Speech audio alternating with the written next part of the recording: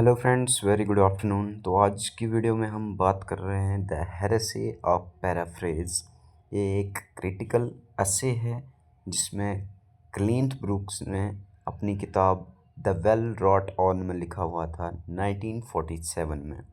So today's topic is the heresy of paraphrase which was written by Cleanth Brook in the book the Well Wrought Urn in 1947। और ये एक critical असे है literary theory का। So let's start with Cleanth Brooks.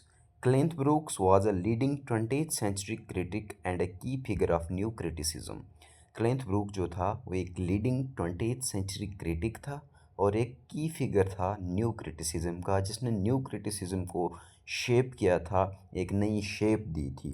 Known for emphasising close reading of poetry, जो कि जाने जाते थे क्लोज रीडिंग को। उन्होंने महत्व दिया था, इम्पोर्टेंस दी थी। उन्होंने कहा था कि पोइट्री में क्लोज रीडिंग जो है वो काफ़ी सिग्निफिकेंट है, काफ़ी इम्पोर्टेंट है। Clint Brooks played a major role in shaping modern literary criticism through new criticism, which focuses on the text itself rather than external factors like author's life or historical background. He argued that poetry must be understood as a complete, unified structure where meaning is inseparable from form and language. तो इसमें Clint Brooks कहना चाहते हैं कि आपका जो focus है वो टेक्स्ट पे रहना चाहिए रादर देन एक्सटर्नल फैक्टर्स, जैसे कि ऑथर्स लाइफ, हिस्टोरिकल बैकग्राउंड। उन चीज़ों से हट के हमारा जो फोकस है वो ज़्यादा टेक्स्ट पे रहना चाहिए। And he argued that poetry must be understood as a complete unified structure where meaning is inseparable from form and language. So let's start with the very first part, that is summary and introduction of the essay. In the heresy of a paraphrase, Clint Brook argues that a poem cannot be reduced to a simple paraphrase because its meaning is inseparable from its form.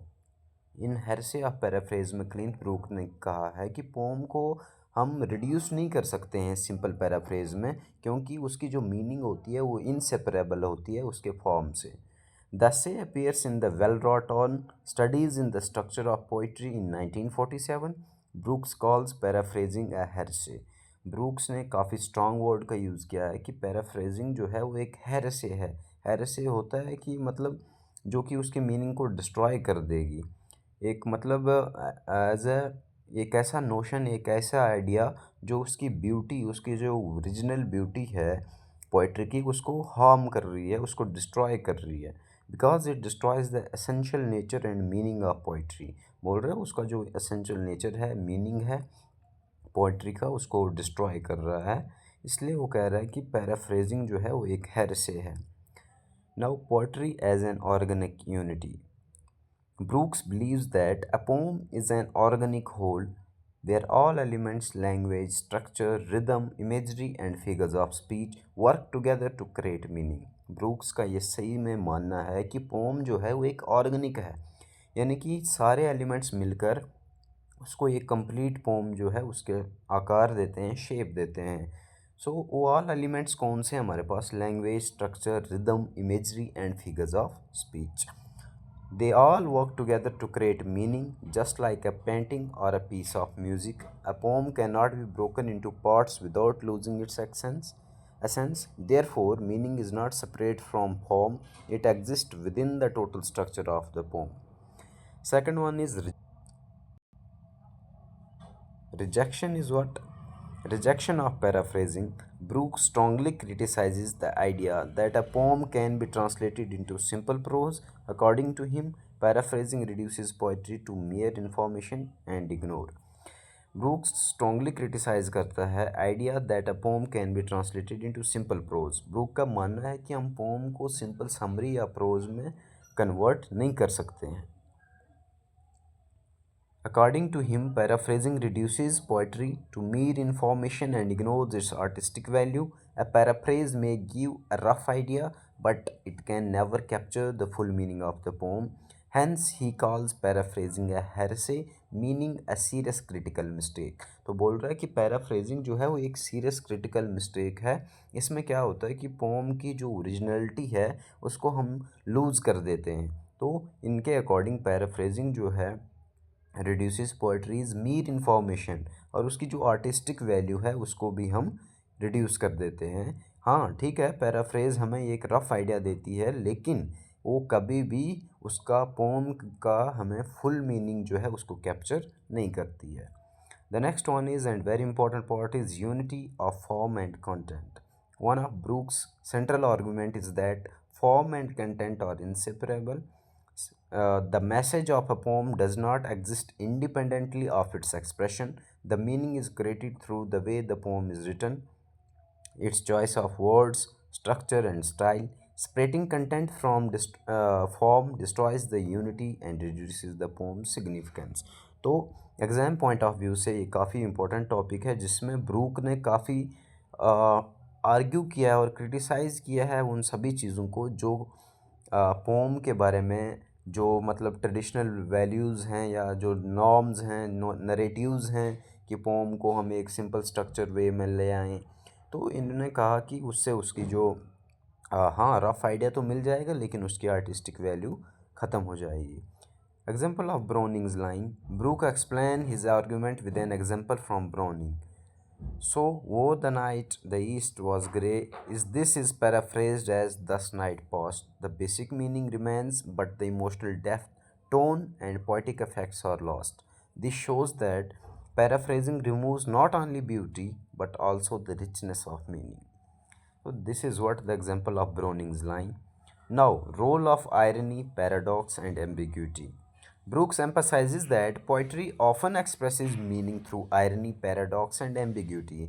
Brooke कहते हैं कि poetry जो है वो हमेशा अपनी अक्सर जो अपनी मीनिंग है वो आयरनी, पैराडॉक्स और एम्बिग्यूटी के थ्रू एक्सप्रेस करती है। These elements create a tension between opposing ideas, making the pome rich and complex instead of having a single meaning. A poem contains multiple meanings that exist together. This complexity cannot be captured from the simple paraphrase. तो ये काफ़ी अच्छा यहाँ पर अगर इसको आप ध्यान से पढ़ोगे तो ब्रूक ने हमें अंडरस्टैंड किया है, करवाया है कि हम पोम को कभी भी सिंपलर फॉर्म में नहीं ला सकते हैं, क्योंकि उसमें जो है एट अ टाइम पोम के काफ़ी डिफरेंट मीनिंग्स होते हैं, उसको हम सिंगल मीनिंग में नहीं ला सकते हैं। उसमें हमें पैराडॉक्स, एम्बिग्यूटी और आयरनी होती है जो एक्सप्रेस करती है पोम की रिचनेस को। So in this way next one is criticism of traditional critic. अब ब्रूक जो हैं, क्लिंथ ब्रूक ने क्रिटिसाइज़ किया है ट्रेडिशनल क्रिटिक्स को। He said Brooks criticises earlier critics who tried to reduce poems to clear logical statements. He argues that such critics misunderstand poetry by ignoring its structure, imagery, and figurative language. Their approach forces poetry into a simplified form and ultimately destroys its deeper meaning. Another one is importance of close reading. Close reading की क्या importance है, क्यों close reading करनी चाहिए, क्यों Brooke इस पे ज़्यादा ध्यान दे रहे हैं और क्यों इसको इतना इंपॉर्टेंस दे रहे हैं। According to Brooks, the correct way to understand poetry is through close reading. This means carefully analyzing how all elements of a poem work together. The meaning lies within the poem itself, not in any external summary or paraphrase. तो importance है close reading की।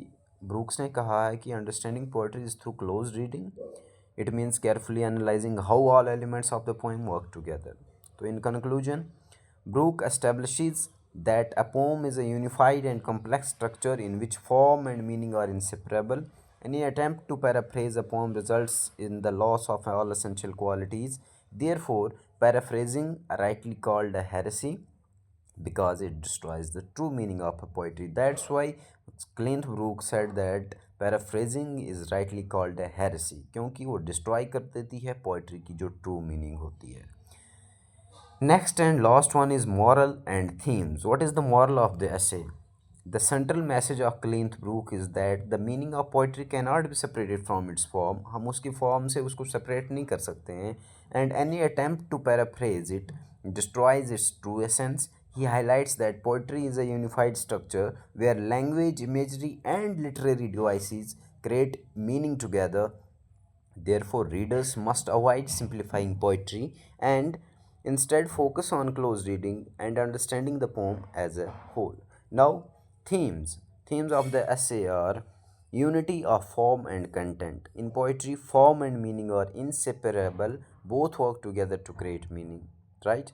Second one is complexity of language. Poetic language is rich, layered, and cannot be reduced to simple statements. Third one is criticism of paraphrasing. Paraphrasing is misleading because it ignores the artistic and structural aspects of poetry. Done. Then another one is importance of close reading. Careful analysis of language, structure, and devices is necessary to understand poetry. Last one is role of literary devices.